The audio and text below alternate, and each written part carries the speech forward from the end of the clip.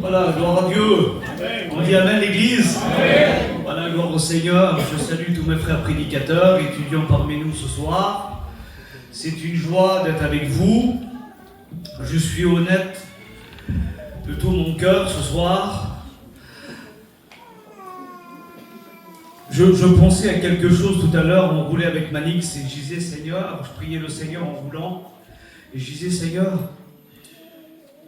j'ai dit prends ces moments et conduis-les.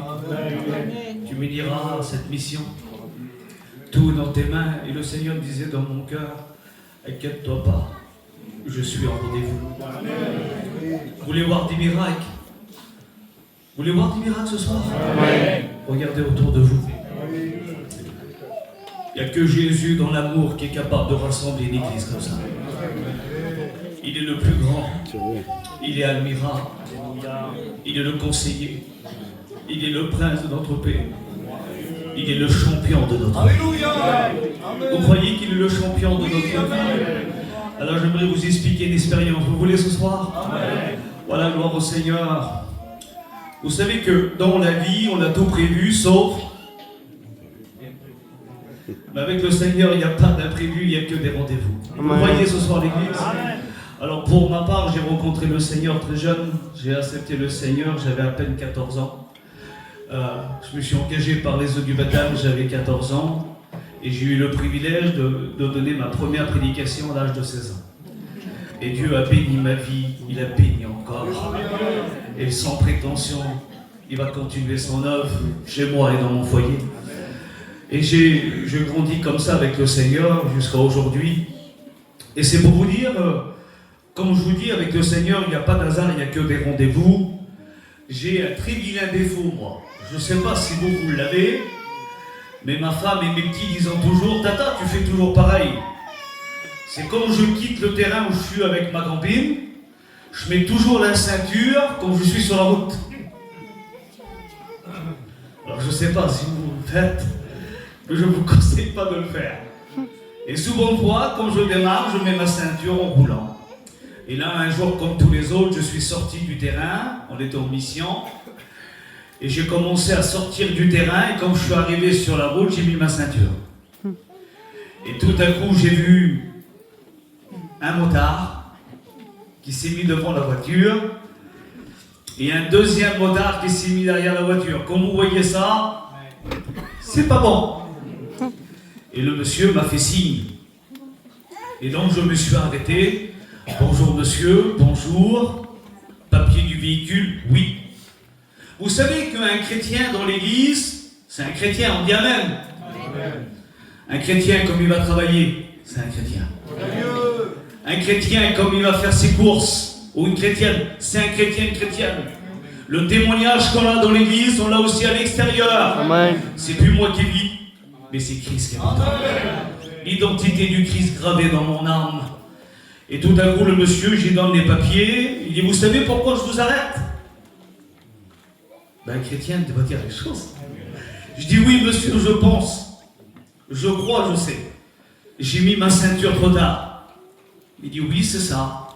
Il dit, vous l'avez mis trop tard. Il dit, vous savez, monsieur, comment que ça fonctionne? Je dis, oui, monsieur, je reconnais mes torts. Je suis coupable? Je dis, oui. Donc, il dit, monsieur, vous aurez un PV et tant de points enlevés sur le permis. Pas de problème, monsieur. Il dit, je vous arrête pour une deuxième chose. Ah, je dis, là, monsieur, je ne peux pas vous dire. Il dit, comme on vous a dit d'arrêter, vous avez mis le temps un peu trop tard. Je dis, monsieur, si vous le dites. Mais il dit, excusez-moi, monsieur. Il dit, c'est un deuxième PV, ça. Je dis, oui, monsieur. Il dit, je ne comprends pas. Il dit, d'un moment, les gens du voyage, comme on dit, vous aurez un PV ou deux PV. Ils rigolent pas quand vous rigolez. Ils mettant des coups de poing sur le tableau de bord. Ils regardant leur femme, ils disant, si tu parles, je te tue. Ah ben, chez vous, vous connaissez bien les gens du voyage.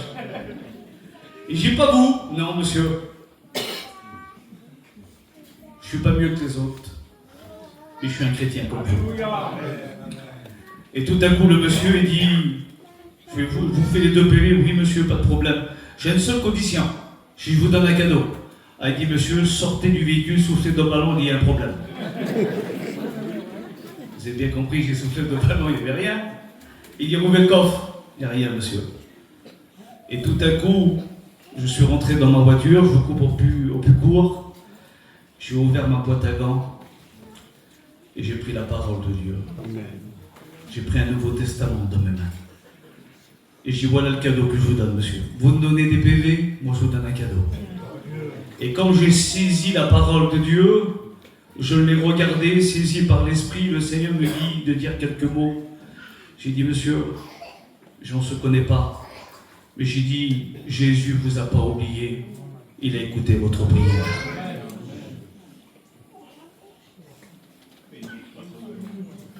Et le monsieur, il dit, vous pouvez répéter ces mots-là? Je dis, Jésus ne vous a pas oublié, il a écouté votre prière. Et le monsieur a enlevé son casque. Il dit, monsieur, je ne suis pas chrétien, je ne connais rien du tout, je suis athée. Mais il dit, j'ai une petite fille qui est malade, gravement malade. Il dit, je ne connais pas Dieu. Mais il dit, hier soir, il était très tard, je suis sorti de ma maison. Je me suis mis sur mon balcon, j'ai regardé le ciel et les étoiles. Et tout à coup, j'ai dit, si Dieu existe, oublie-moi pas, écoute ma prière. Guéris ma fille. Vous dites Amen, l'église. Amen. Eh bien, j'ai dit, monsieur, Dieu vous a pas oublié, je vous l'ai dit. Alors il dit, monsieur, suivez-moi. Vous allez prier pour ma fille. Alors je suis parti. Et je l'ai su. Je suis rentré dans la maison. J'ai prié pour la petite fille. Quelque temps après, les examens ont tombé. Complètement guéri. Amen. Dieu ne l'a pas oublié. Vous croyez que ce soir le Christ vous a oublié? Il ne vous a pas oublié. Il est présent. Et c'est pour vous dire que ce monsieur-là, j'ai eu des contacts pendant plusieurs mois. Il a changé de métier. Il est parti dans les pays étrangers. Et maintenant, paraît-il que c'est un boulanger. Mais c'est un chrétien. Avec le Seigneur, il n'y a pas d'hasard. Il n'y a que des rendez-vous. Vous le croyez ce soir? On chante un merveilleux cantique ensemble.